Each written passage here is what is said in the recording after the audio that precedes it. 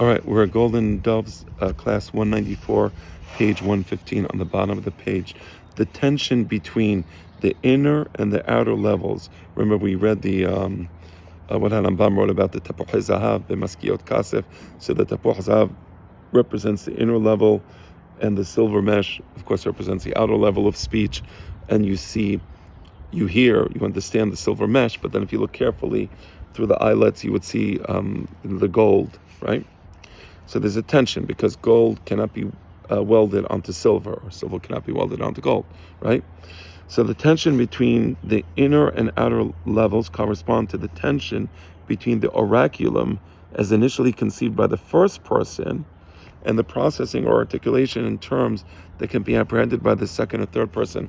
I always speak about the mind of the first person and what the second person hears. But here, this is a little different than what I've been saying for about a year or two or three now. So now we're refining it a little. And it's as follows. Here, there's the mind of the first person, and that's the oraculum, and the articulation by the first person of that thought into speech, right? That's a little different than what I've been saying. I'll go with the book. But that's the point of reading the book, is, you build on the ideas and you refine the ideas. And the point of speaking, of transforming it to words, of course, is words that can be understood and heard by the second or third person. The double function of the mesh, so that's the mesh. So what comes out of the mouth, you see the mesh, right? The silver, right? So the double function of the mesh, that of simultaneously concealing and displaying. Well, it's concealing because speech, by definition, is going to be an imperfect rendering of the thought. It can never be perfect. There's always going to be that tension. So in a sense, it conceals. But on the other hand, it's only through speech that you can display the thought, right? So this is reminiscent of the dynamic call peculiar to sexuality discussed by D.H. Lawrence. And I'm not familiar, but what my father is alluding to here, I'm not familiar with D.H. Lawrence. That's what I meant to say.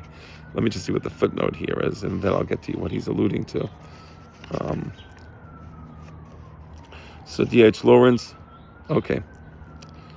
My father is referring precisely to what the Gemara says, Megale tefach umchase tefachayim, right?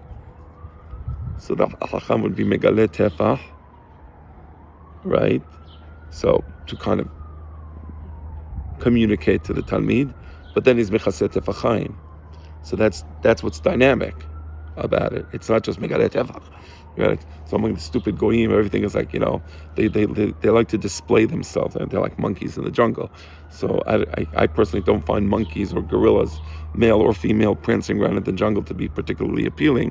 For some reason in the Western world, this is considered to be, an appealing thing, for a person to act like a monkey, in the way they don't dress. I was about to say in the way they dress, but I actually meant in the way they don't dress. So D.H. Lawrence, I guess he's talking about something akin to what the Chachamim were talking about, which is Megalet tefach umchase tefachayim. You cover one tefach, but then you you reveal one tefach, but then you cover two tefachim, right? So that's a dynamic call of D.H. Lawrence, which again I'm not familiar with. Roland Barthes, better than anyone else in our day, pointed out the erotic excitement involved in every unveiling of truth and the pleasure of the text. And so this is why the Chachamim, they refer to this unveiling of the truth in those types of terms, right? And that's the book of Shir HaShirim. It's almost romantic. There's a passion in Hashem speaking the words to us and revealing. But while he's revealing, he's also covering, right? So this use of romantic love as a mashal for the articulation of thought into speech, and thus the communication of the thought to the second person. That's why it says Yishakeni min neshikot pihu, the very beginning of Shira Shirim. That's how it starts, right? That's the Torah. Torah shebe'al peh, Yishakeni min neshikot pihu. Let's get a look at the footnote again and see if there's anything there. Anything that I wish to cover or look at. So this is page 115, footnote 6. Rollin Barth's The Pleasure of the Text. Mamash based on Chachamim and Shira Shirim. Likewise, the erotic expression, to uncover one fist length and to cover another. That's what I was talking about. In Nedarim 20b, is metaphorically used in Jewish literature to indicate the unveiling of esoteric knowledge. So specifically, it's Sodot HaTorah, right? It's specifically Sodot HaTorah that we are kind of unveiling, right? Because the rest can be reduced to conventional speech. How do I put on the tefillin? I can reduce that to conventional speech. But then there are these esoteric ideas, and that's kind of where the romantic love of Shira Shirim comes into play. The second solution, another explanation cited above, is more precise. Right, you remember in the Shira Shirim Rabbah, we had a few explanations for what Torah Zaim and Nikudot Kasef are, right? The processed oraculum is conceived of as writing, right? It's the written text. Right, so going back to the beginning of the chapter. Right, and even the very beginning of the chapter, before the word introduction, golden doves we shall make for you with silver dots. Another explanation, golden doves we shall make for you. That is the Torah that the oraculum taught in the mind of the Almighty. That's the thought, and that's what we were just dealing with, the thought, right? That's the Torah Zahav. With silver dots. So what's the silver dots? Rabbi Abba bar Kahana said, these are the letters. Rabbi Aha said, these are the words. So both Rabbi Abba bar Kahana and Rabbi Aha associate the Torah Zahav with the thought, and the Nikudot Kasef with speech. The question is, what level of speech? Letters, according to Rabbi Abba bar Kahana, words in the case of Rabbi Aha.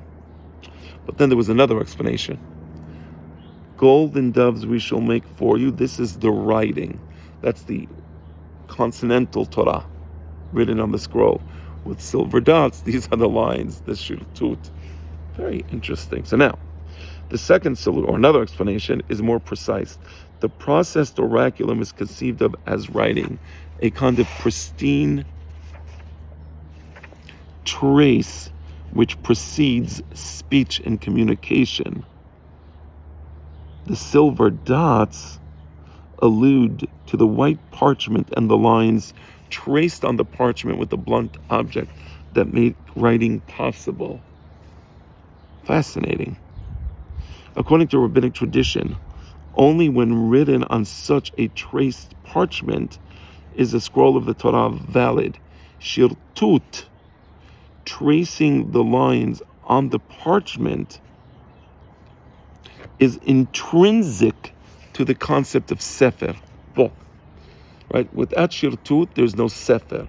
So first you do shirtut, and then there's a possibility of sefer, and then you write the letters on the shirtut.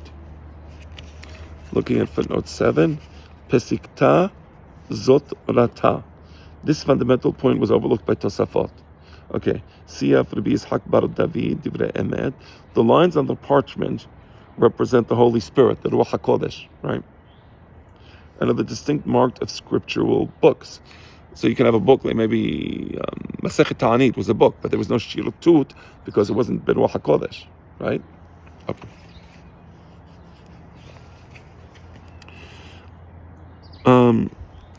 The golden doves are the script itself, according to this other opinion in the Shira Shirim Rabbah.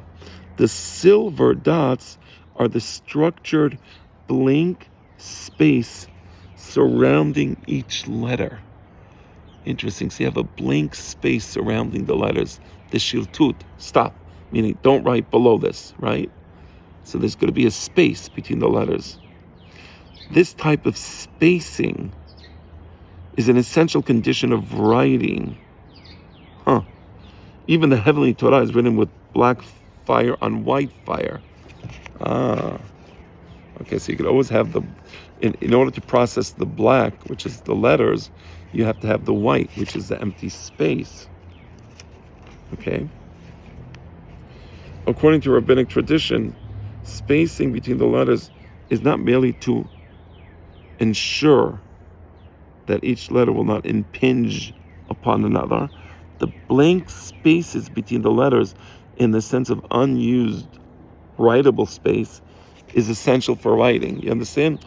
It's not just a technical matter. Oh, we have to be able to have the space between the letters so we can read it, but it's a concept, and the concept is there always has to be white space on which is a possibility of writing, and that white space on which is a possibility of writing interrupts the letters. Okay.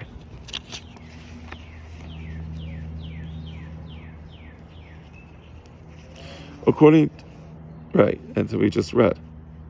Consider the following law. If even one single letter of the Torah is written around a punctured parchment, so that the letter either surrounds the perforation, or the perforation is contained within the space between two letters, in either case does the perforation impinge upon the script itself, the scroll of the Torah is invalid and unfit for liturgical purposes. Again, you have a single letter of the Torah, and when you wrote the letter, it ended up that the letter you wrote it around the punctured part of the parchment. But it's not that the letter was on the puncture, so you have the full, complete letter, right? Or you have a perforation between two letters. It's pasul. So the white space is as important as the letter. Blank spacing is essential only to the initial act of writing. Once written, script no longer requires this type of spacing. Therefore, if a properly written scroll is punctured within an individual letter or in the space between two letters, in a manner not affecting the script itself, the status of the scroll is unaffected. So if when you wrote the Sefer Torah there was a puncture there, pasul. But if the puncture happened afterwards, kasher. So here we see that this is an essential part of writing, is to allow for the space. Looking at the footnote, Siman Achot, Mishneh Torah, Rishba Shelot Teshuvot, Maran Yosef Karo.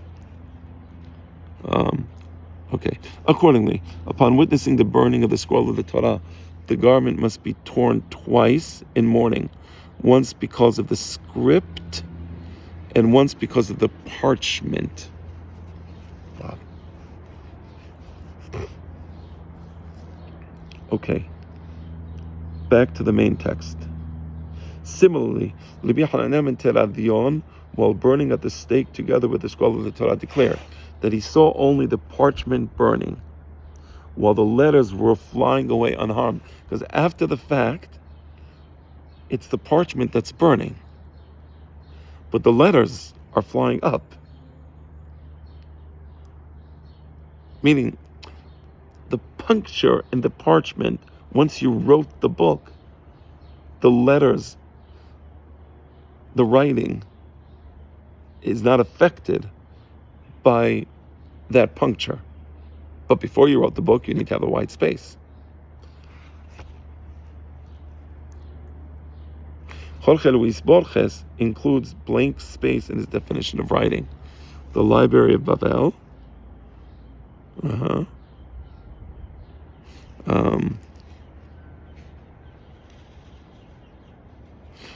And also Derrida, the spacing is not the simple negativity of a lacuna, but rather the emergence of the mark.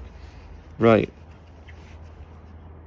I recall seeing that in Jacques Derrida of Grammatology.